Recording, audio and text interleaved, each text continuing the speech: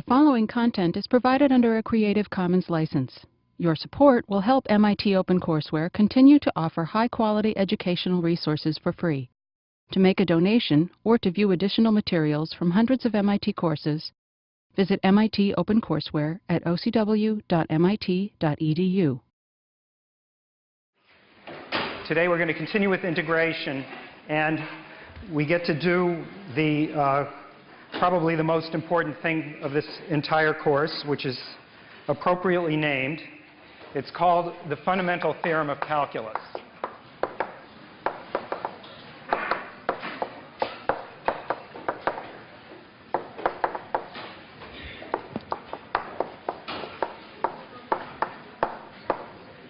And we'll be abbreviating it FTC, and occasionally I'll put in a 1 here because there will be two versions of it, but this is the one that you'll be using the most in this class. The fundamental theorem of calculus says the following. It says that if f prime is equal to f, so f prime of x is equal to little f of x, it's a capital F and a little f,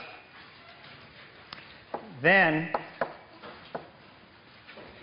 the integral from a to b of f of x is equal to f of b minus f of a.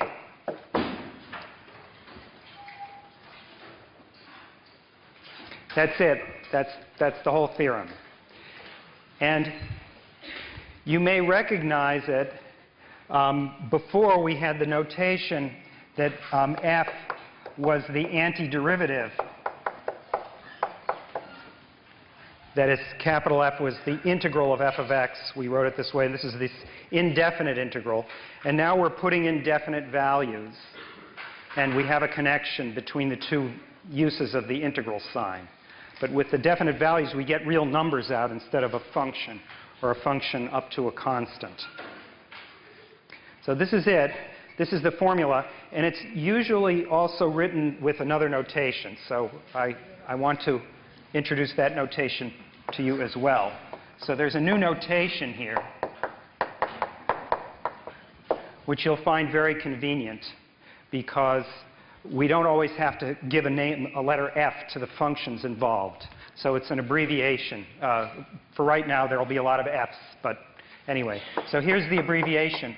Whenever I have a difference between a function at two values, I also can write this as f of x with an a down here and a b up there. So that's the notation that we use. And you can also, for emphasis, and this sometimes turns out to be important when there's more than one variable floating around in the problem, to specify that the variable is x. So this is the same thing as x equals a and x equals b. It indicates where you want to plug in, what you want to plug in. And now you take the top value minus the bottom value. So f of b minus f of a. So this is just a notation. And in that notation, of course, the theorem can be written as with this set of symbols here equally well. Okay, so let's just give a couple of examples. The first example is the one that we did last time very laboriously. If you take the function capital F of x, which happens to be x cubed over 3, then if you differentiate it, you get, well, the factor of 3 cancels, so you get x squared. That's the derivative. And so by the fundamental theorem, so this implies, by the fundamental theorem, that the integral from, say, a to b of x cubed over, x squared dx, that's the derivative here. This is the function we're going to use as f of x here, is equal to this function here f of b minus f of a, that's here, this function here. So that's, right, f of b minus f of a. And that's equal to b cubed over 3 minus a cubed over 3. Now, in this new notation, we usually don't have all of these letters. All we write is the following. We write the integral from a to b. And I'm going to do the case 0 to b because that was the one that we actually did last time. So I'm going to set a equals 0 here. And then the problem we were faced last time was this. And as I said, we did it very laboriously. But now you can see that we can do it in 10 seconds, let's say. Well, the antiderivative of this is x cubed over 3. I'm going to evaluate it at 0 and at b and subtract. So that's going to be b cubed over 3 minus 0 cubed over 3, which, of course, is b cubed over 3. And that's the end. That's the answer. So this is a lot faster than yesterday. I hope you'll agree. And we can dispense with those elaborate computations, although there's a conceptual reason, a very important one, for understanding the procedure that we went through, because eventually you're going to be using integrals and these quick ways of doing things to solve problems like finding the volumes of pyramids. In other words, we're going to reverse the process. And so we need to understand the connection between the two. All right, I'm going to give a couple more examples, and then we'll go on. So the second example would be one that would be quite difficult to do by this Riemann sum technique that we described yesterday, although it is possible. It uses much higher mathematics to do it. And that is the area under one hump of the sine curve, sine x.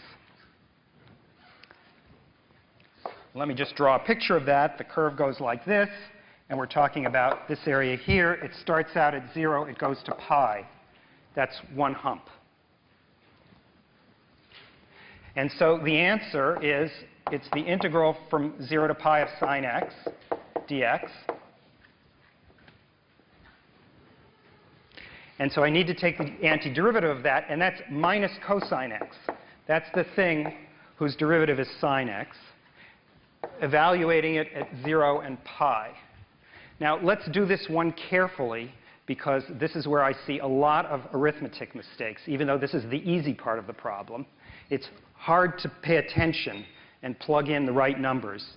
And so let's just pay very close attention. I'm plugging in pi. That's minus cosine pi. That's the first term. And then I'm subtracting the value at the bottom, which is minus cosine of 0. All right? There were already 5 opportunities for you to make a transcription error or an arithmetic mistake in what I just did. And I've seen all 5 of them. All right? So the next one is that this is minus 1, minus negative 1, if you like. And then this is minus, and here's another negative 1. All right? So altogether, we have 2. So that's it. That's the area. This area, which is hard to guess, this is area 2.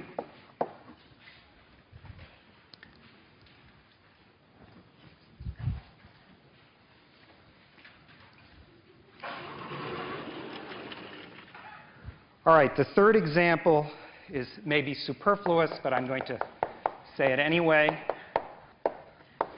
We can take the integral, say, from 0 to 1 of x to the 100th power. Any power now is within our power. So let's do it here. So here we have the antiderivative is x to the 101 divided by 101, evaluated at 0 and 1, and that is just 1 over 101. Okay? That's that. All right. So that's the fundamental theorem. Now, this, as I say, harnesses a lot of what we've already learned all about antiderivatives. Now, I want to give you an intuitive interpretation. So let's try that. We'll talk about a proof of the fundamental theorem a little bit later. It's not actually that hard, but we'll give an intuitive reason interpretation, if you'd like, of the fundamental theorem.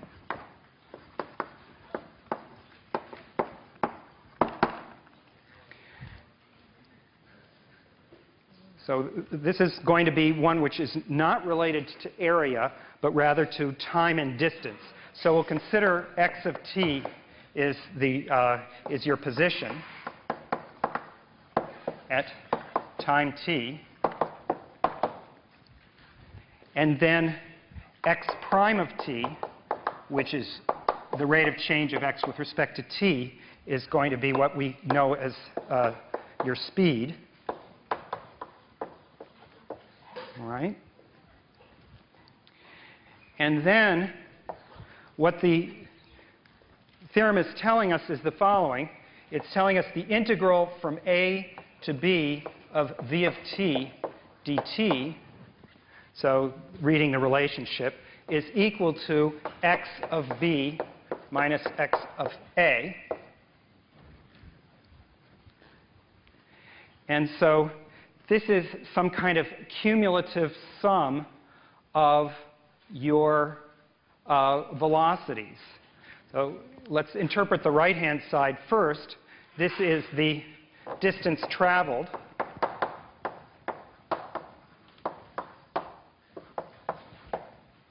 And it's also what you would read on your odometer, right, from the beginning to the end of the trip. That's what you would read on your odometer. Whereas this is what you would read on your speedometer.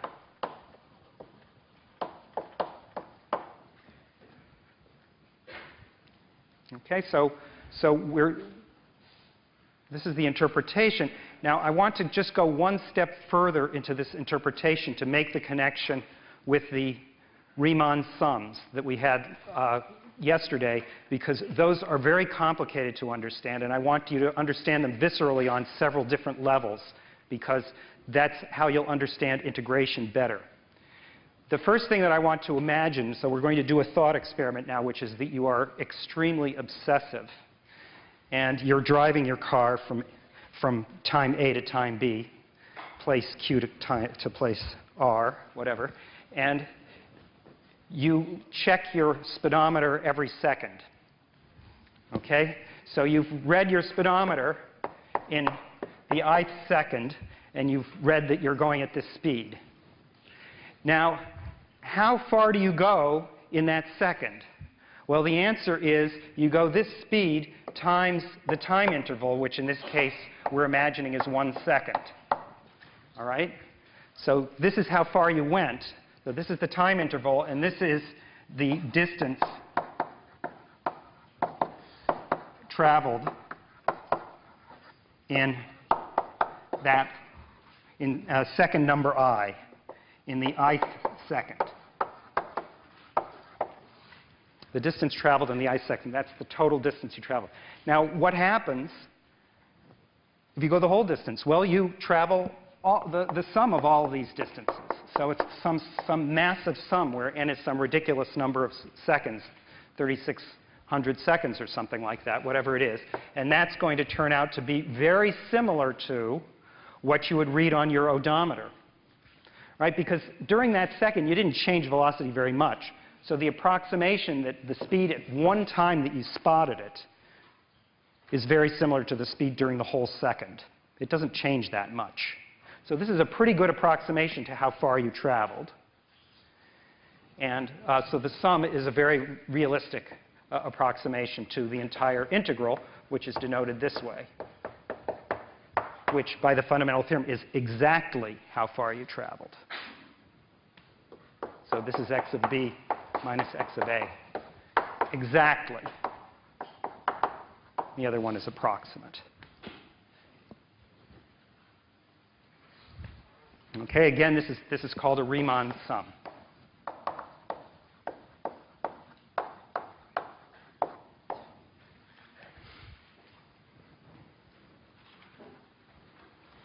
All right, so that's the intro to the fundamental theorem. And now what I need to do is extend it just a bit. And the way I'm going to extend it is the following.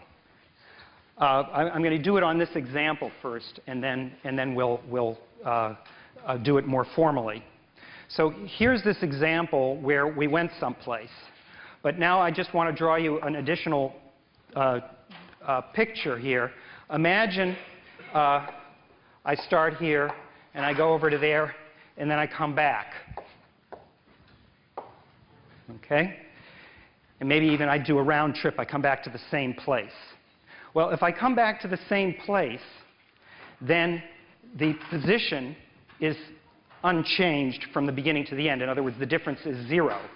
And the velocity, technically, rather than the speed, it's the speed to the right and the speed to the left maybe are the same, but one of them is going in the positive direction, one of them is going in the negative direction, and they cancel each other. So if you have this kind of situation, we want that to be reflected. We like that interpretation, and we want to preserve it even when in the case when the function v is negative. And so I'm going to now extend our notion of integration. So we'll extend integration to the case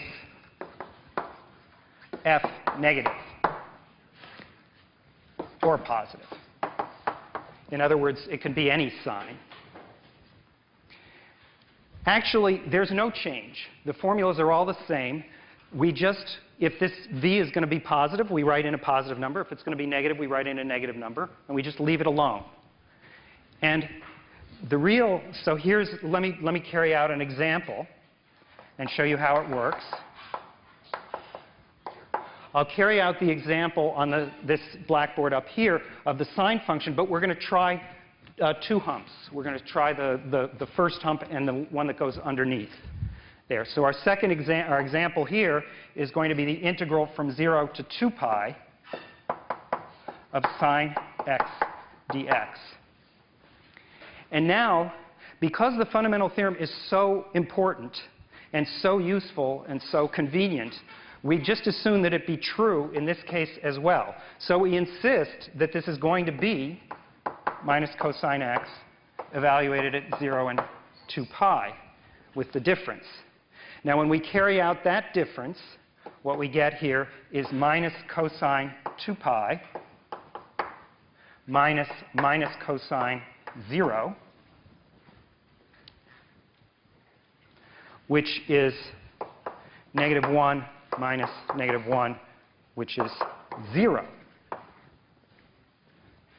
And the interpretation of this is the following. Here's our double hump. Here's pi and here's 2 pi. And all that's happening is that the geometric interpretation that we had before of the area under the curve has to be taken with a grain of salt. In other words, I lied to you before when I said that the definite integral was the area under the curve. It's not. The definite integral is the area under the curve when it's above the curve, and it counts negatively when it's below the curve. So yesterday, my geometric interpretation was incomplete and really just a plain lie.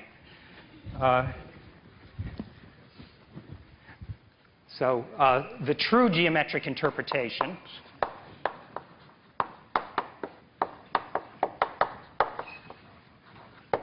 of the definite integral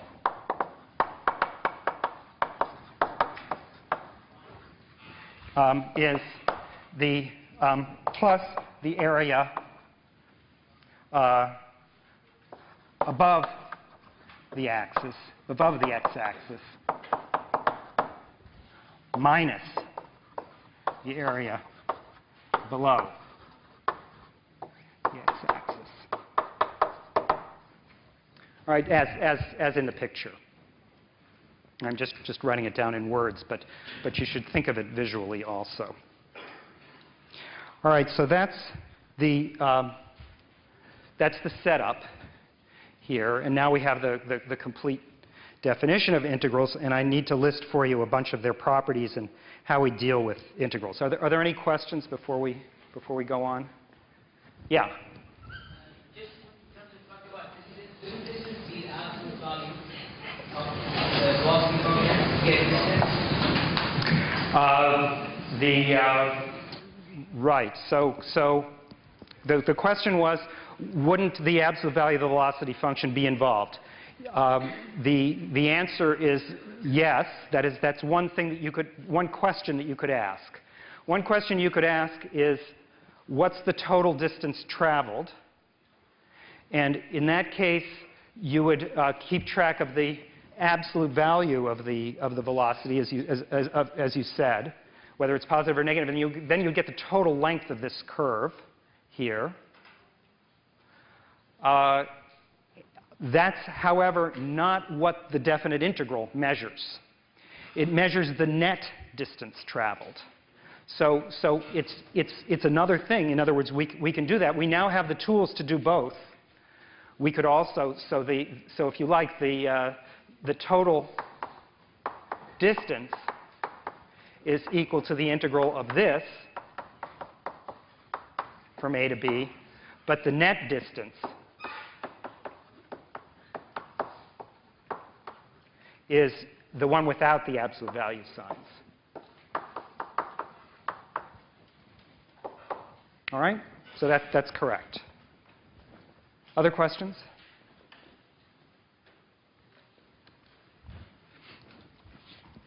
All right. So now let's talk about properties of integrals.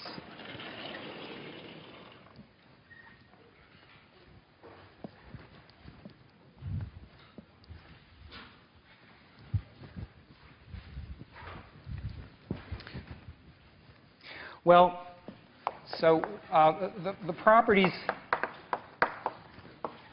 of integrals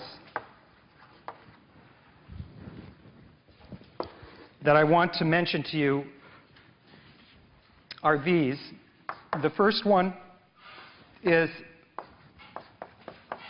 doesn't bear too much comment. If you take the cumulative integral of a sum, you're just going to get the sum of the separate integrals here. And I won't say much about that. That's because sums come out, because the integral is a sum. Incidentally, you know, this strange symbol here, there's actually a reason for it historically. If you go back to old books, you'll see that it actually looks a little bit more like an S. This capital sigma is a sum, S for sum, because everybody in those days knew Latin and Greek. And this one is also an S. But gradually, it was such an important S that they made it bigger. And then they stretched it out and made it a little thinner because it didn't fit into one typesetting space. And so just for typesetting reason, it got stretched and got a little bit skinny. Anyway, so it's really an S. And in fact, in French, they call it sum, even though we call it integral. So it's a sum. All right, so it's consistent with sums in this way. And similarly, we can factor constants out of sums. So if you have an integral like this, the constant factors out.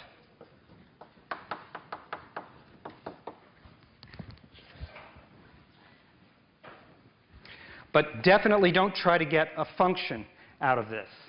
That won't happen. Okay? In other words, C has to be a constant. Doesn't depend on X.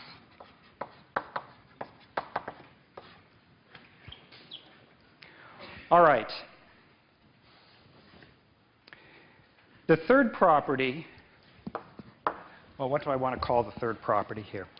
I have a sort of a preliminary property, yes, here, which is the following, and I'll draw a picture of it. Suppose you have 3 points along the line, so then I'm going to draw a picture of that, and I'm going to use the interpretation above the curve, even though that's not the whole thing. So here's A, here's B, and here's C. And you can see that the area of this piece, of the first two pieces here, is, when added together, gives you the area of the whole. And that's the rule that I'd like to tell you. So if you integrate from a to b, and you add to that the integral from b to c, you'll get the integral from a to c.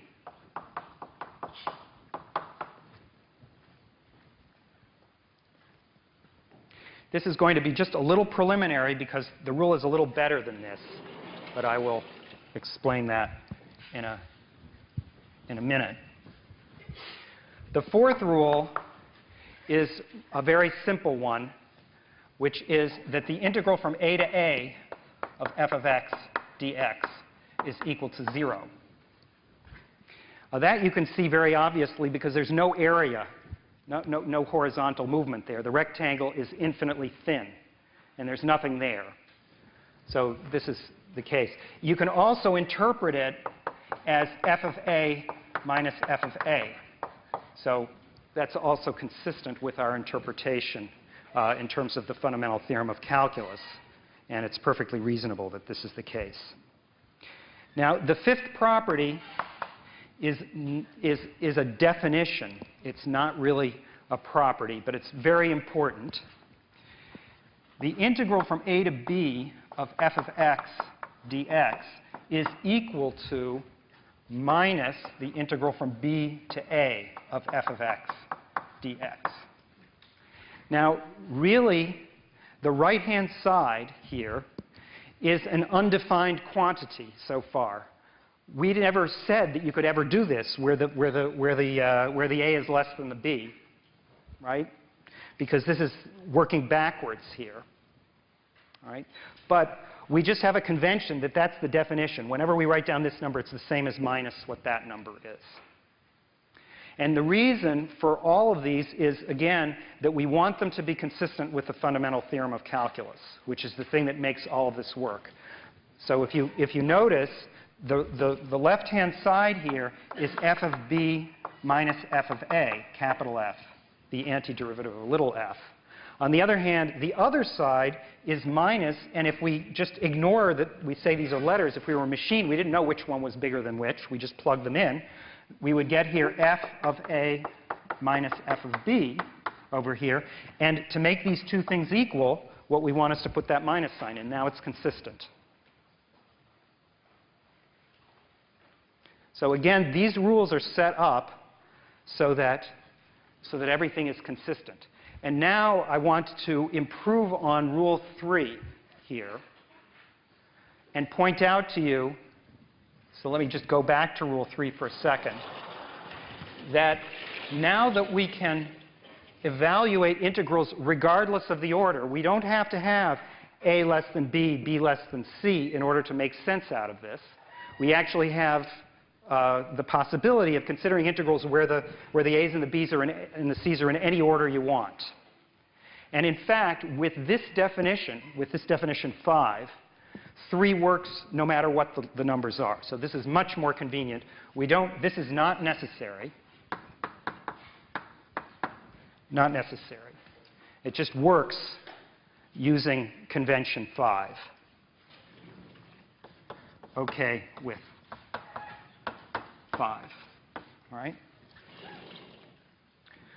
Again, before I go on, let me emphasize, we really want to respect the sign of this velocity. We really want the net change in the position. And we don't want this absolute value here.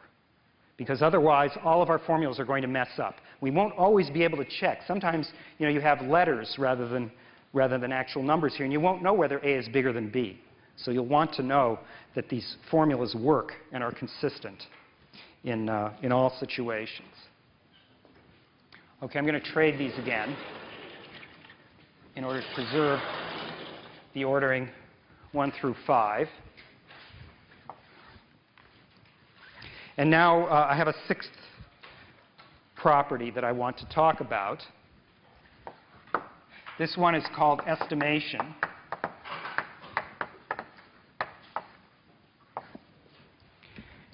And it says the following. If f of x is less than or equal to g of x, then the integral from a to b of f of x dx is less than or equal to the integral from a to b of g of x dx. Now, this one says that if I'm going more slowly than you, then you go farther than I do. Okay? That's all it's saying. For this one, you'd better have A is less than B. You need it, because we flip the signs when we flip the order of A and B. So this one, it's essential that the lower limit be smaller than the upper limit. But let me just emphasize, because we're dealing with the generalities of this, actually, if one of these is negative and the other one is negative, then it also works. Okay? This one ends up being, if f is more negative than g, then this added up thing is more negative than that one. Okay? Again, under the assumption that a is less than b. All right? So it's as I wrote it. It's in full generality. All right. Let's illustrate this one, and then we have one more property to learn after that. So let me give you an example of estimation.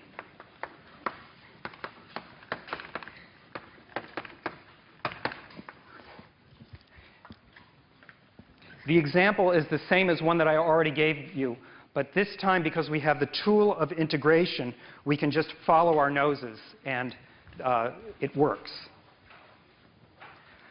I'll start with the inequality. So I'm trying to illustrate estimation, so I want to start with an inequality, which is what the hypothesis is here. And I'm going to integrate the inequality to get this conclusion and see what conclusion it is. The inequality that I want to take is that e to the x is greater than or equal to 1 for x greater than or equal to 0. That's going to be our starting place. And now I'm going to integrate it. That is, I'm going to use estimation to see what that gives. Well, I'm going to integrate, say, from 0 to b. I can't integrate below 0 because it's only true above 0. This is e to the x dx greater than or equal to the integral from 0 to b of 1 dx.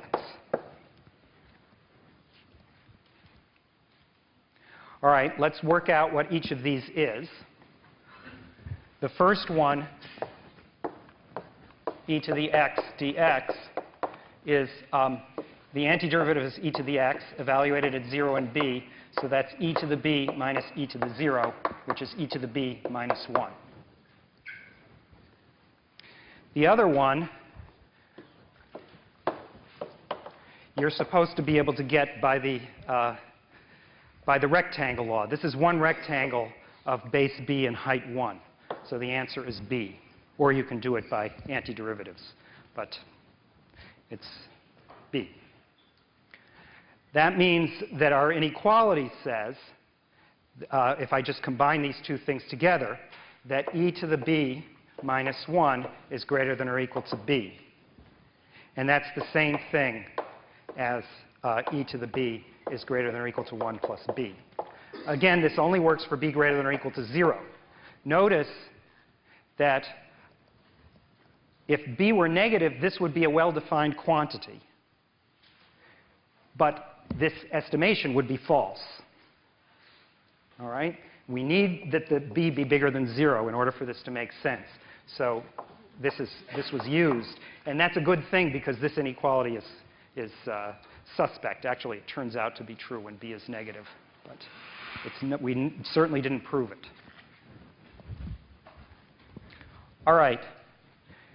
I'm going to just repeat this process. So let's repeat it. Starting from the inequality, the conclusion, which is sitting right here.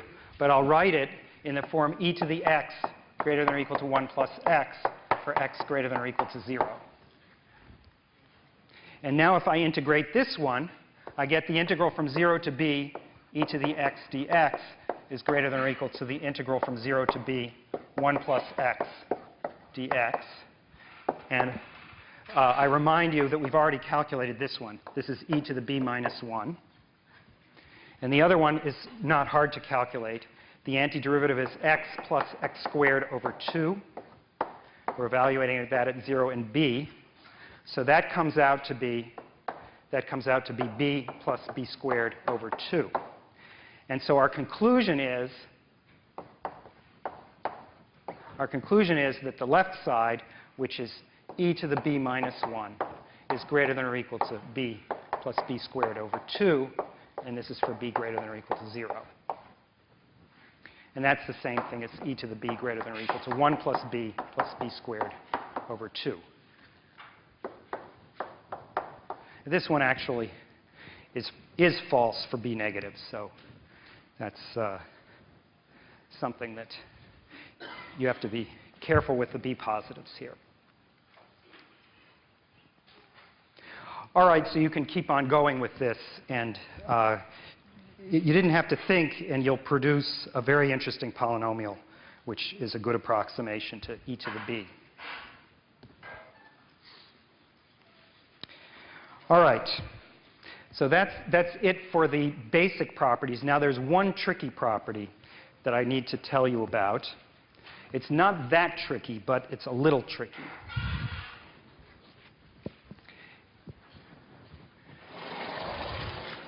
And this is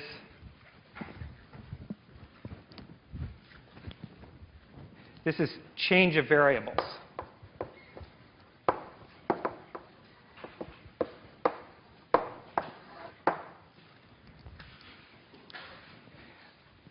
Change of variables in integration, we've actually already done.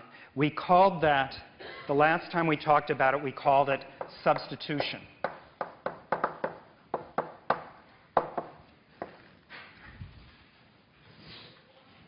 And the idea here, if you may remember, was that if you're faced with an integral like this, you can change it to, if you put in u is equal to u of x, and you have a du, which is equal to u prime of x dx, then you can change the integral as follows. This is the same as g of u of x, u prime of x dx. This was the general procedure for substitution. What's new today is that we're going to put in the limits. If you have a limit here, u1, and a limit here, u2, you want to know what the relationship is between the limits here and the limits when you change variables to the new variables. And it's the simplest possible thing, namely, the two limits over here are in the same relationship as u of x is to this symbol u here. In other words, u1 is equal to u of x1, and u2 is equal to u of x2. That's what works. Now, there's only one danger here, and there's one subtlety, which is this only works if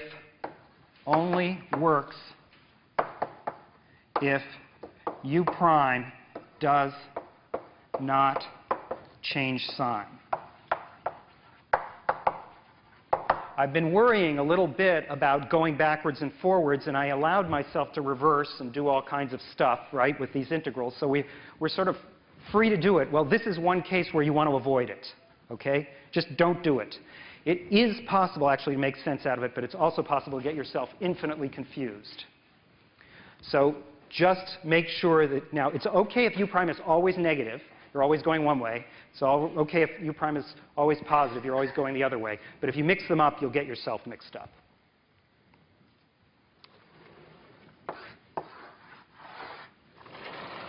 All right, let me give you an example. The example will be maybe close to what we did last time, did when we first did substitution, I mean. Let's see. So the integral from 1 to 2, this time I'll put in definite limits, of x squared plus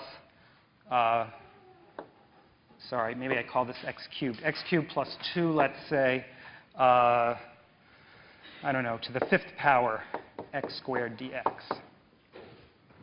All right, so this is an example of an integral that we would have tried to handle by substitution before. And the substitution we would have used is u equals x cubed plus 2. And that's exactly what we're going to do here, but we're just going to also take into account the limits. The first step, as in any substitution or change of variables, is this. All right? And so we can fill in the things that we would have done previously, which is that this is the integral, and this is u to the 5th power. And then, because this is 3x squared, we see that this is 3. Sorry, let's write it the other way. 1/3 du is equal to x squared dx. So that's what I'm going to plug in for this factor here. So here's 1/3 du, which replaces that. But now there's the extra feature. The extra feature is the limits. So here, really in disguise, because, and now this is incredibly important, this is one of the reasons why we use this notation dx and du. We want to remind ourselves which variable is involved in the integration.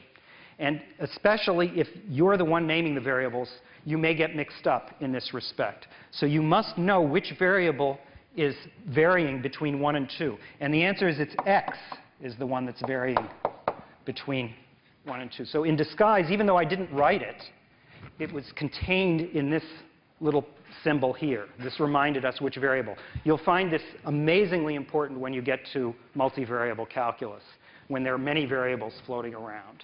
So this is an incredibly important distinction to make. So now over here, we have a limit, but it's, of course, it's supposed to be with respect to u now. So we need to calculate what those corresponding limits are. And indeed, it's just, I plug in here, u1 is going to be equal to what I plug in for x equals 1. That's going to be 1 cubed plus 2, which is 3. And then u2 is 2 cubed plus 2, which is equal to 10. Right? 8 plus 2 is 10. So this is the integral from 3 to 10 of u to the 5th times 1/3 du.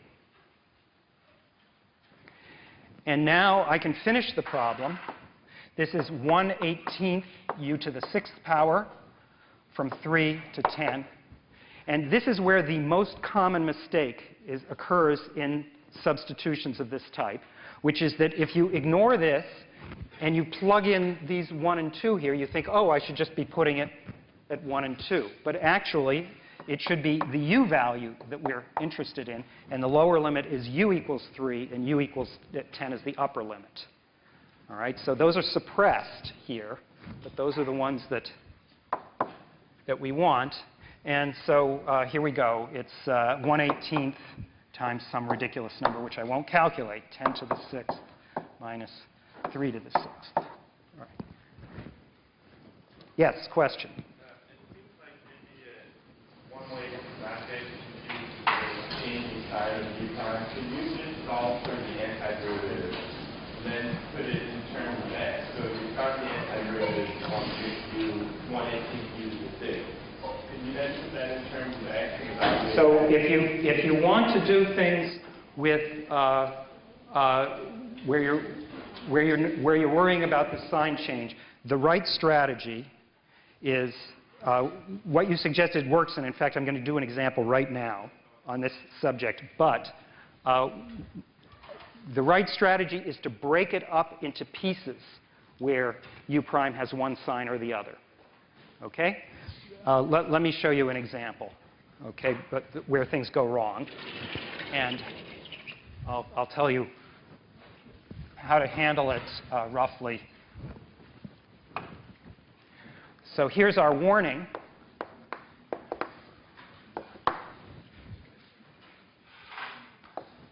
Suppose you're integrating from minus 1 to 1 x squared dx. Here's an example. And you had the temptation you had the temptation to plug in u is equal to x squared. Now, of course, we know how to integrate this, but let's just pretend we were stubborn and wanted to use substitution. Then we have du is equal to 2x dx. All right? And now, if I try to make the correspondence, notice that the limits are u1 is negative 1 squared. That's the bottom limit. And u2 is the upper limit. That's 1 squared. That's also equal to 1. Both limits are 1. So this is going from 1 to 1. And no matter what it is, we know it's going to be 0. But we know this is not 0. This is the integral of a positive quantity.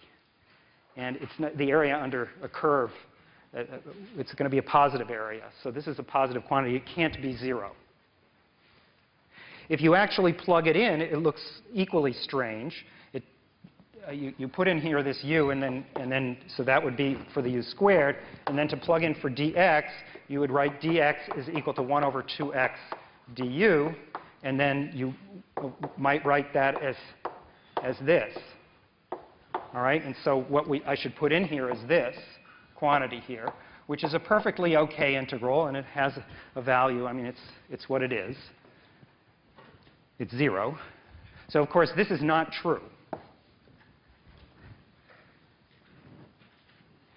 And the reason is that u was equal to x squared, and u prime of x was equal to 2x, which was positive for x positive and negative for x negative. And this was the sign change which causes us trouble. If we break it up into its 2 halves, then it'll be okay, and you'll be able to use this. Now, there was a mistake, and this was essentially what you were saying. That is, that it's possible to see this happening as you're doing it if you're very careful. There's a mistake in this process, and the mistake is in the transition. This is a mistake here. Maybe I haven't used any red yet today, so I get to use some red here. Oh boy! All right, this is not true here. This step here. So why isn't it true? It's not true for the standard reason, which is that really x is equal to plus or minus square root of u. And if you stick to one side or the other, you'll have a coherent formula for it. One of them will be the plus and one of them will be the minus, and it will work out when you separate it into its pieces. So you could do that, but this is a can of worms. So I avoid this and just do it in a place where the inverse is well defined and where the function either moves steadily up or steadily down.